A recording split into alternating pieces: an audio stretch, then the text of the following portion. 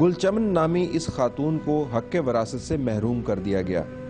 لکمو دری بچی دی او بچائی میں نشتا او سڑائی میں بیرزگورا دا لکمو پسکول شے حالتے با کولا فوجی فاؤنڈیشن شے خورونه متوی چې لکه دا بچی وی میشته رو کوي متا میشته بچی مو بچی هو تعلیم یافته وي او دی هو تعلیمی نه بچی نه دی هو جاهلان ستر کړي به مو لکه بچی نه ور کولې دی ته چې نه بچی ته څه نه در کو دی مونږ معنی کې دل نه کار دل نه چې دا بچی وی میشته روکایي و بچی روکایي میشته او کیر وی امی سریفی دفتر تک میش اخته ورغلی هغه شه وکیلانه نستی وکیلانه نسته وی هغه ته مدا خبره تیر کړه چې دا کیمه خبره متوسه ته تیر کړه دا خبره مې وته تیر کړله هغه متا وصیت نامه جوړ کړله مته یې روکړله۔ انیلا کی کہانی بھی دردناک ہے۔ یہ وٹے سٹے کی شادی کا شکار ہوئی۔ جب میں 4-5 سال کی تھی تب میرا نکاح ہوا تھا تقریباً 20-25 سال لڑکی کے ساتھ، تو اس کے بعد میں بڑی ہوتی گئی تو ان لوگوں نے کافی تنگ کیا کہ آپ ہمیں رشتہ دیں چھوٹی عمر میں۔ تو میٹرک کرنے کے بعد میں ایف ڈی او میں شامل ہوئی ان کی کیمپین کے ساتھ UNDP کے ساتھ، تو وہاں پہ مجھے پتہ چلا کہ وٹے سٹے کی شادیوں اور نکاح نامے کے حوالے سے مجھے کافی معلومات ملی۔ اس کی وجہ سے میں نے گھر آ کے یہ ساری باتیں کی، اپنے رشتہ داروں میں بیٹھ کے اپنی فیملی کے بیٹھ کے اپنے ماں باپ کو سمجھایا کہ اس طرح نہیں ہونا چاہیے، کہ میری عمر کافی چھوٹی ہے اور کافی وہ بڑا لڑکا ہے اور یہ شادی نہیں ہو سکتی۔ آگے ان کا ریئیکشن بہت برا تھا، یہاں تک کہ انہوں نے مجھے بہت سختی سے کہا کہ آپ دوبارہ اس ممبرشپ میں نہیں جائیں گی، وہاں پہ نہیں جائیں گی، لیکن بار بار ان کا برین واش کرنے سے کچھ نہ کچھ مجھے ملا، پھر آہستہ آہستہ وہ لوگ مان گئے۔ بشرا پر ایک اور طرح کا عذاب ٹوٹا، اس پر تیزاب پھینک دیا گیا جس سے یہ بری طرح متاثر ہوئی۔ میں 12 سال کی تھی، ان لوگوں نے رشتہ مانگا تو وہ غیر تھے، ہمارے اپنے نہیں تھے۔ میری امی اور میرے ابو نے انکار کر دیا، تو اس نے کہا کہ ہم مجھے بھی نہیں دیتے تو میں دوسروں کے لیے بھی نہیں رکھوں گا اسے۔ رات کو سوئے ہوئے تھے نا، اس نے آ کر تیزاب پھینک دیا۔ وہ ایسا تھا کہ میں جب 4 پائی سے اٹھ کر بیٹھی تو میری آنکھوں کی روشنی چلی گئی، میرا منہ سوج گیا۔ کسی کی شادی ہو تو میں کسی کے گھر بھی نہیں جاتی، گھر میں بیٹھی رہتی ہوں، خاص طور پہ کسی کے گھر بھی نہیں جاتی، ویسے بھی نہیں جاتی۔ اور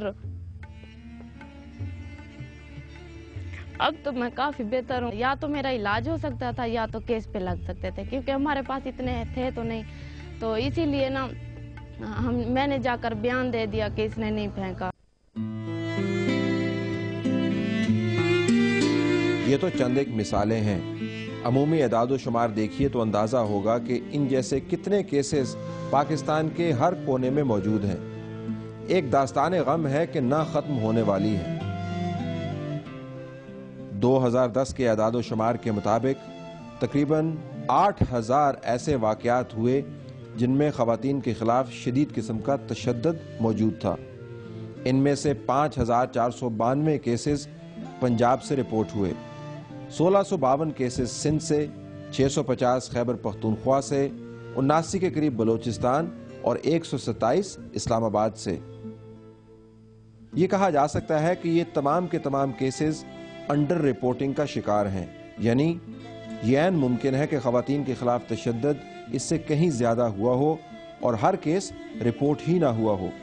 2010 میں ہونے والے ان کیسز کا اگر آپ تجزیہ کریں تو آپ کو معلوم ہوگا کہ 2236 خواتین اغوا ہوئیں، 1436 قتل ہوئیں، 557 کو مار دیا گیا اور نام لگایا گیا عزت کا، 928 خواتین کا ریپ ہوا، 633 خواتین نے خودکشی کی، 32 خواتین تیزاب کا شکار ہوئیں اور 38 کے قریب خواتین چولہا پھٹنے کی وجہ سے موت کا شکار ہوئیں۔ ان واقعات کو دیکھنے سے ہمیں معلوم ہوتا ہے کہ خواتین کے خلاف کس قسم کا تشدد ہوتا ہے اور یہ واقعات کس نوعیت کے ہیں۔ تشدد کی عمومی نشانیاں اغوا، قتل، گھریلو تشدد، خودکشی، عزت کے نام پر قتل، ریپ، جنسی تشدد، تیزاب پھینکنے اور جلا دینے کے واقعات کے علاوہ 20 اور طریقے ہیں جن کے ذریعے خواتین کے حقوق پامال ہوتے ہیں۔ 2010 کے ان اعداد و شمار کا ایک اہم پہلو یہ ہے کہ 2008 کی نسبت خواتین کے خلاف تشدد والے رویوں میں 6% کے قریب کمی واقع ہوئی، لیکن یہ کمی نہ ہونے کے برابر ہے۔ پاکستان میں خواتین کے حقوق کے حوالے سے ابھی بہت کام کرنے کی ضرورت ہے۔ خواتین کو حقوق دلوانا اور ان کے خلاف ہونے والے تشدد کو روکنا پاکستان کی ریاست کی اولین ذمہ داری ہے، لیکن یہ ذمہ داری پوری نہیں ہو پا رہی۔ ہمارے معاشرے میں خواتین دوسرے درجے کی شہری ہونے کی حیثیت سے اکثر گھر کی چار دیواری تک محصور کر دی جاتی ہیں۔ یہی وجہ ہے کہ وہ اپنے جائز حقوق کے لیے بھی قانون کے دروازے پر دستک نہیں دے سکتی۔ جب تک ملکی سطح پر خواتین کے لیے سستے انصاف کی فراہمی کا بندوبست نہیں کیا جائے گا تو حالات میں تبدیلی نہیں آ پائے گی، اور یہ اس وقت تک نہیں ہوگا جب تک معاشرتی سوچ تبدیل نہیں ہوگی۔ معاشرتی سوچ کی تبدیلی کے بغیر خواتین کا تحفظ ناممکن ہے، اور اس سوچ کی تبدیلی کے لیے مختلف طبقہ ہے فکر کے نمائندگان کو خواتین کے حقوق کے حوالے سے متحرک کرنے کی ضرورت ہے۔ اس تحریک کے لیے بالخصوص ان علاقوں کا انتخاب کرنا چاہیے جہاں پر تعلیم کی کمی ہے۔ لوگ اگر سکول، کالجز اور یونیورسٹیز سے مستفید نہیں ہو سکتے تو ان کے لیے معلومات کی فراہمی کا کچھ اور بندوبست کرنا ہوگا۔ ریڈیو، تھیٹر، فلم اور ٹی وی کو استعمال کرنا ہوگا۔ ان علاقوں میں بااثر خواتین کی موجودگی بھی بہت ضروری ہے۔